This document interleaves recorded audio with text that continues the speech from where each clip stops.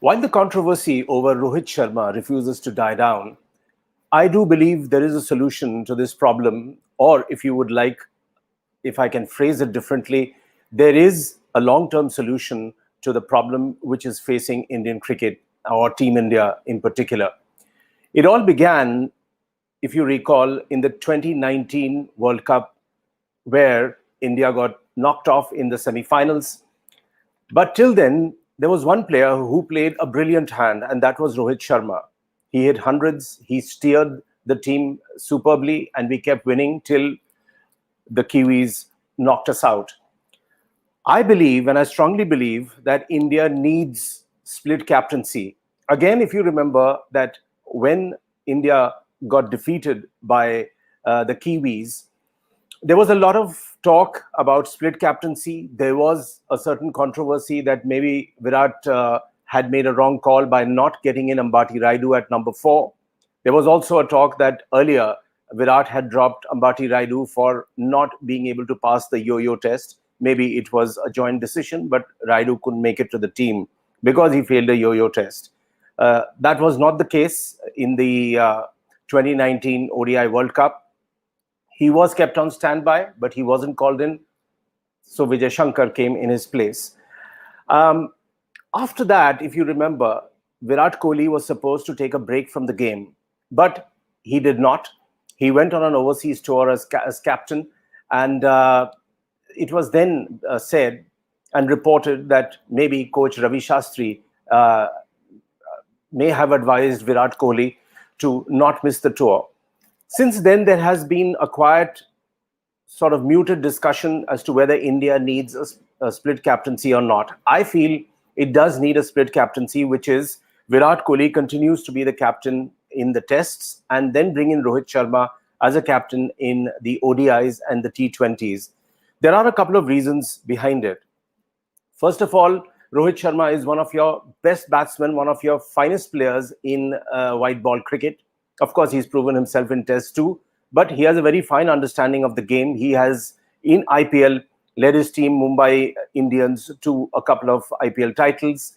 He has proven that whenever Virat Kohli is not available, then he steps in very nicely. He has a sense of keeping the flock together, encourages younger players, and unlike Virat, who likes some chopping and changing constantly, it is Rohit Sharma who believes in the fact that give youngsters a chance, persist with a set squad, and don't make too many changes because it unsettles the players. So moving beyond that, I feel he's a good leader. He has a sound understanding of the game. He manages to carry the players with him forward, and he has proven that consistently. Again, when the 2019 World Cup was going on, there was a bit of a business fallout between, which was reported between Virat Kohli and Rohit Sharma. So it was then reported that there was a business deal happening with a company which was managing Virat as well as Shikhar Dhawan and Rohit Sharma.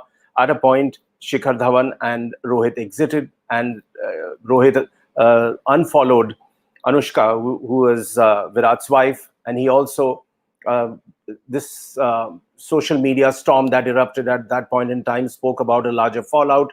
Ravi Shastri stepped in, made a couple of grandiose statements that there was nothing wrong. Now this point has again come up because Rohit Sharma has a hamstring injury or a left leg injury, and he has been advised to take it easy and not go on the Australia tour, which is now coming up late November. On that Australia tour, India will play T20s, they'll play ODIs, and they'll play a 4-test series. So there is adequate time for Rohit Sharma to go and be part of that team if he recovers from the injury. Ravi Shastri has issued a latest statement, again, where he has advised Rohit Sharma to take his time, because he spoke about himself that he went on Australia tour as a player when he was not fully fit, and that cost him his India place. He said, if I had not gone on that Australia tour, maybe I would have played for India for another 4 to 5 years. So as a player, one should know when to step back, to rest, to recover, to recuperate, and not push for being included in a team and go and play competitive cricket because times have changed. So So the point that arises here is that uh, what will happen to Rohit Sharma if he does not go on that Australia tour? On the face of it, he's one of India's best players. He may have some fitness issues because Yuvraj Singh has had a dig at his um, putting on weight. But those are things which can be worked upon. And if a player is brilliant, then I don't think that is an impediment. So moving ahead, I'm more concerned about the mind of Rohit Sharma. Is he feeling that he's not getting enough? Is he feeling deprived?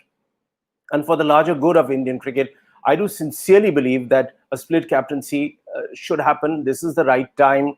And there are a couple of other benefits too. So what are those benefits? First, I feel that it takes the pressure of a single captain. So you have examples of England, Australia, Pakistan, and quite a few other nations who follow and practice the split captaincy routine. So what happens then is that there are two captains. One is for the longer format, so who has a different mindset.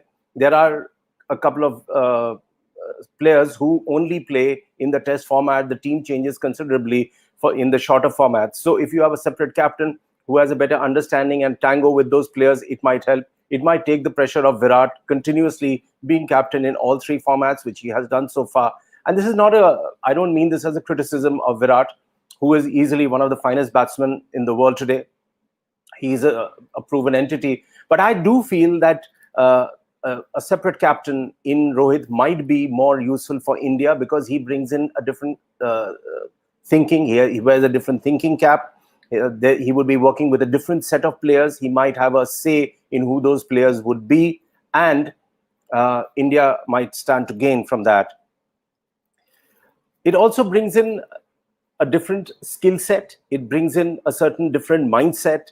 And one of the things that we all need to ask ourselves is, if successful cricket playing nations like England, Australia follow this routine, then why shouldn't India do that? It is time that we thought about it and took a few steps to implement it. I'm 100% sure it would benefit Team India. That's all in this take today.